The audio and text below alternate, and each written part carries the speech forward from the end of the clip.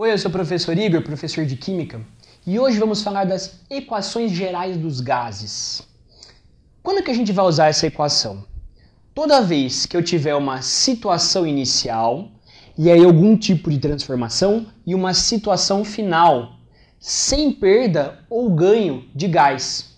Então eu vou estar lá numa situação inicial, aumenta a pressão ou diminui, aumenta o volume ou temperatura, só que a quantidade de gás não muda dentro desse meu sistema. Quando isso acontecer, você vai fazer o seguinte: a pressão inicial vezes o volume inicial sobre a temperatura inicial vai obrigatoriamente ser igual à pressão final, o volume final e a temperatura final.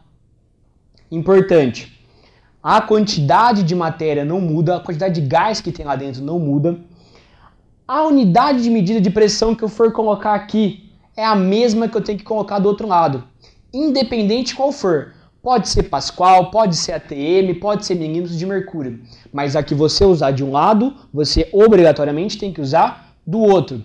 O mesmo vale para o volume, é a mesma unidade de medida dos dois lados.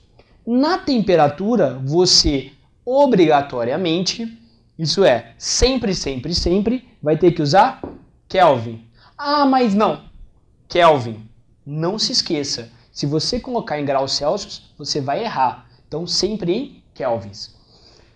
Quando eu tenho essa transformação, eu tenho algumas situações específicas, algumas situações especiais. Então, eu tenho uma mudança, mas com temperatura constante. A temperatura de antes permaneceu igual à temperatura de depois. Então, o que eu posso escrever? Eu posso cancelar essa temperatura. Esquece dela.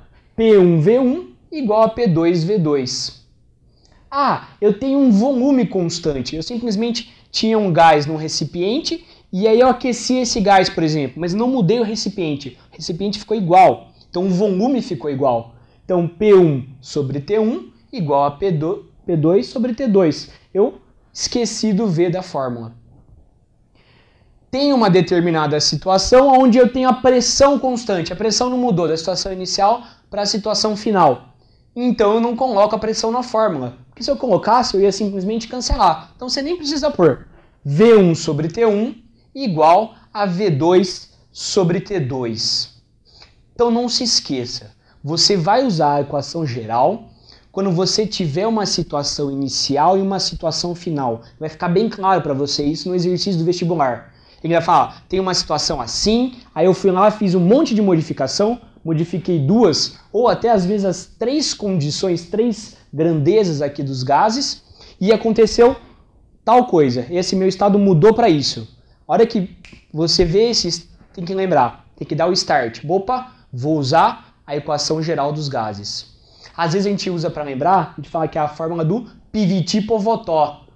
Piviti-Povotó. Assim você não esquece. Fica um truque aí para você lembrar.